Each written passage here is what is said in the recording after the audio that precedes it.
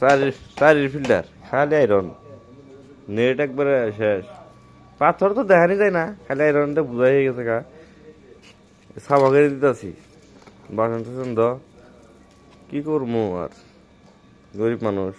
ও দেখেন আয়রন, এই যে এক এক ইঞ্চি করে পড়ছে। 1 ইঞ্চি করলে কমই হবো, কমসে কম 2 ইঞ্চি। দেখছেন গাইস, গুয়াহাটিতে এমনি, গুয়াহাটিতে বহুত কষ্ট।